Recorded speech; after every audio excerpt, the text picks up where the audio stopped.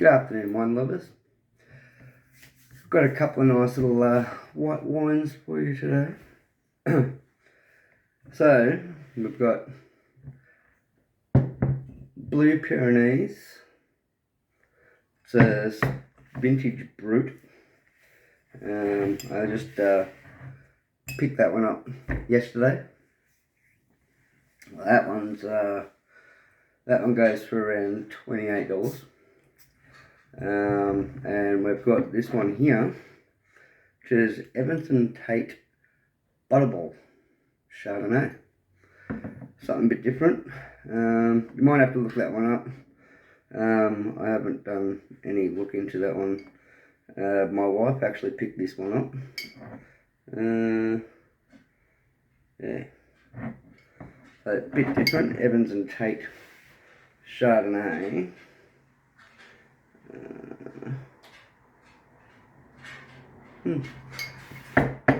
WA one. There you go. But the Blue Pyrenees, that one I believe I did read that earlier. It's actually Victorian. Yeah. Light's not that good. But you see them around now. They're getting around, these ones. And these little stoppers are really cool too. You pop them in. You got like a little latch there. You pull the latch up. And we just do a little pull. Just a little one. And then you just pop the latch back in. And it's right to go back in the fridge. Nice little gadgets you can get from places like Dan's Murphy's, and there's a couple of little hospitality shops I've seen have got them. I haven't seen them in the major supermarkets, but yeah, quite a few bottle shops are starting to pick up these little ones. And these ones are usually pretty ready available for most bottle shops. The good old wine toppers. Chuck a little bit of brut in there. I know you're probably wondering, why aren't I using a flute glass? Well, it's actually just been announced that the flute glass is not good for sparkling wines. It makes it look pretty. That's literally all it does. The flute glasses make your wine look pretty. But for actually getting the smell, so if you wanted to get the aroma, that's rich,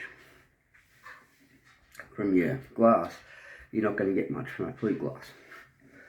There's a lot of professional sommeliers and that sort of thing that are going around at the moment saying, please don't pour beautiful champagne into flute glasses. It's not good. So yeah, you want to keep your pour your beautiful wines into a nice glass. You can get all different sorts of wine glasses now. They're coming out in beautiful shapes, and that the flute glass is literally on the way out. So the Butterball, it really does have a real buttery aroma to it. You can really get it.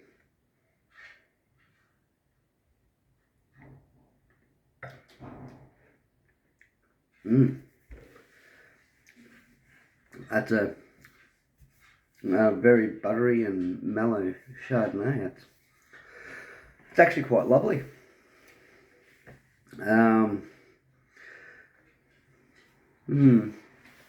Touch watery.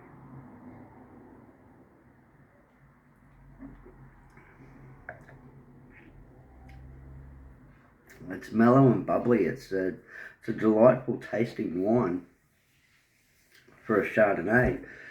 It's not like really in your face sort of thing with the whole oak and everything.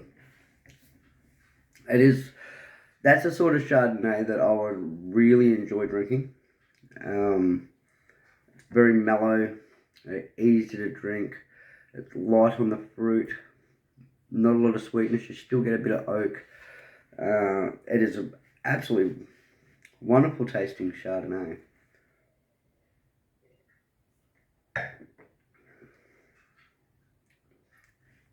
It's just right at the end where the the wine is finishing off. It almost waters out,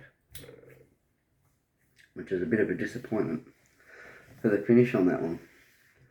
But if you don't normally like a Chardonnay, I believe these were around $20, I think.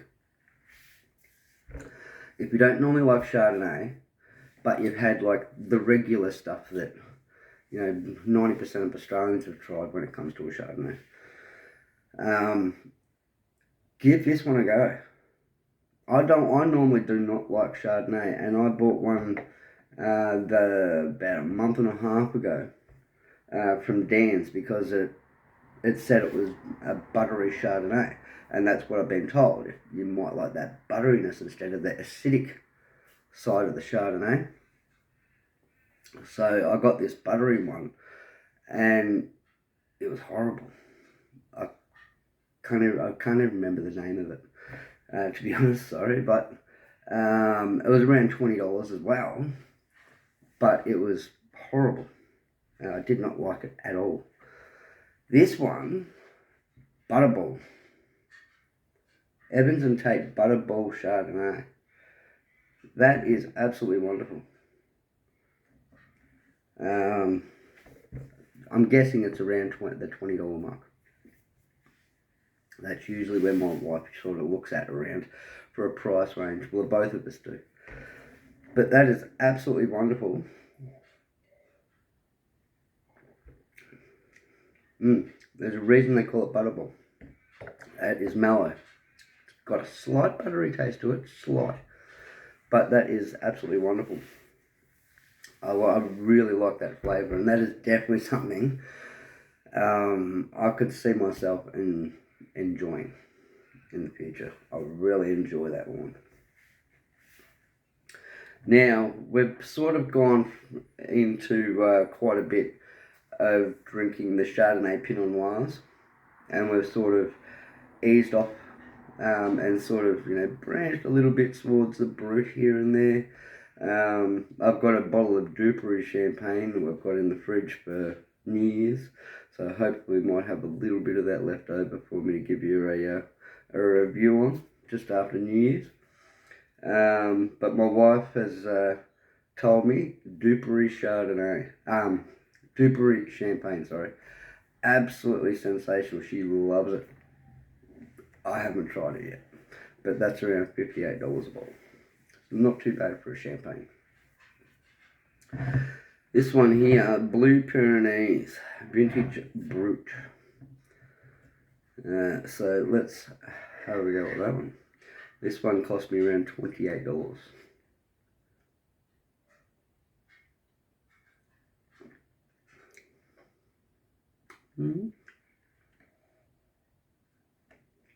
It's got a nice little fruity aroma to it. Slight bit of sweetness. Not very dry. No, that's not bad.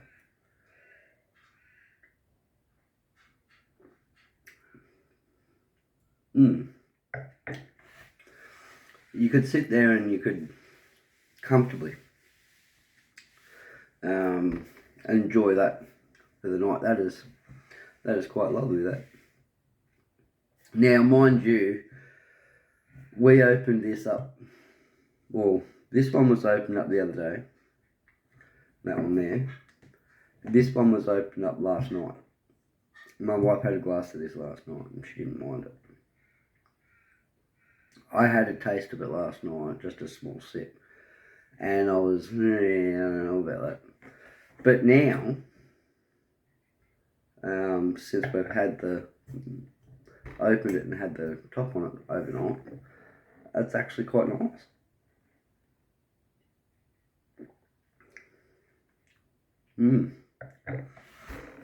It's rather enjoyable. And that would be really nice for if you want to kick back on New Year's Eve with a nice little bottle of brut for the night. It's going to cost you under $30. I got it from BWS, so yeah, I got that one from BWS. So that's a really nice one, that one. Probably check out Dan Murphy's, they might have it as well. But yeah, not bad. I actually don't mind that one. This one I'd give that about a 3.8 out of 5. So being under $30 always helps. You know, usually you don't want to spend like, you know, $100 on a bowl and then it tastes terrible. I think most of us have been there. But the Butterball, wow. For a Chardonnay, that is definitely my highest ranked Chardonnay. I don't like the real acidic Chardonnays and the bitey ones and that sort of thing. And I've seen my work, pretty much everything I've tried there, it's very average. It's all your average kind of Chardonnays. From Oyster Bay and all that sort of thing. But this one, yeah, I really like this one.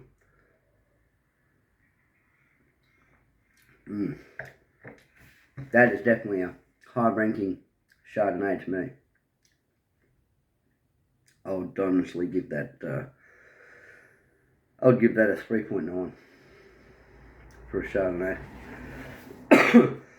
Chardonnays are one of the ones, along with Sauv Blancs, I just have not been able to get into. The flavour's just not my style.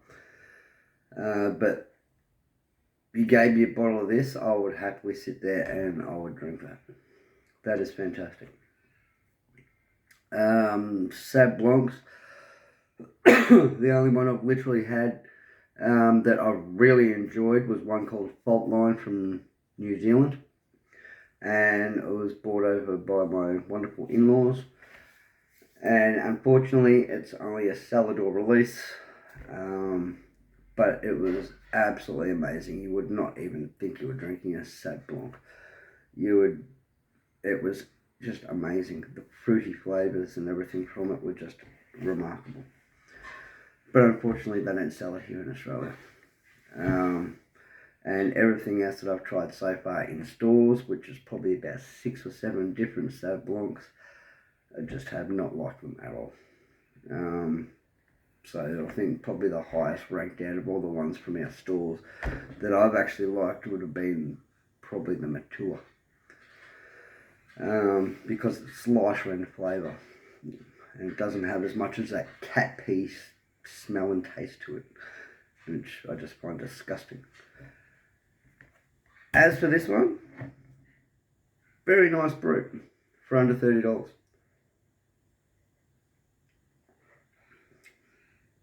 You're definitely going to want to pick something like that over, you know, your Seaview brut or something like that. But yeah, if you got up to $30 to spend on a bottle of wine for New Year's or just a weekend, fantastic, give it a go. You know, Blue Pyrenees Vintage Brut, $28 from BWS, absolutely wonderful find.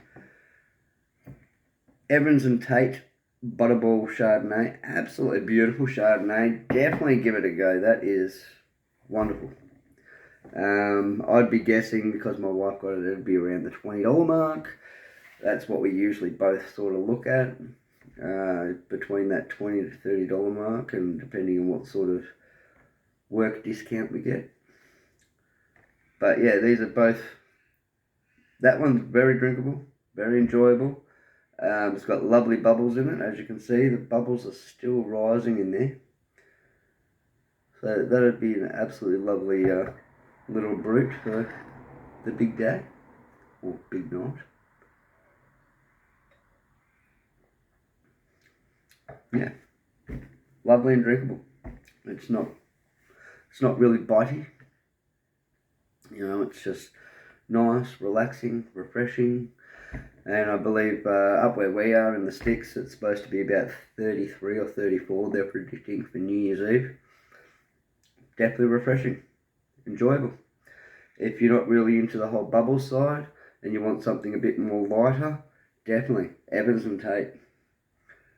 Butterball Chardonnay, you're looking around $20 a bottle. give it a go. That'd be fantastic also for New Year's Eve. Or you could even enjoy that for a nightly drinker. $20 a bottle. But there's just a couple of little ideas for you. A couple of recent ones that we've given a go, and always giving something different a go. I've actually started up a Vivino account, so I can put all our wines that we purchase straight into the Vivino account. I can review them after we've had them, and then we can just get other ideas from Vivino on different wines to have a look at. And then we'll have a look at both of our works and see if either of them have actually got the wines, and we'll give them a go. But there is, as you know, if you've stepped foot in a Dan Murphy's, there's hundreds, there's thousands of wines. So you can imagine there's going to be a few videos to come. Well, you guys all have an absolutely wonderful night. And I hope you've had an absolutely fantastic Christmas and Boxing Day. And if I don't see you beforehand, have an absolutely magical New Year's Eve. As I always say, enjoy your wines how you enjoy your wines. Please drink responsibly and enjoy yourself. Love, the Aussie Mixer.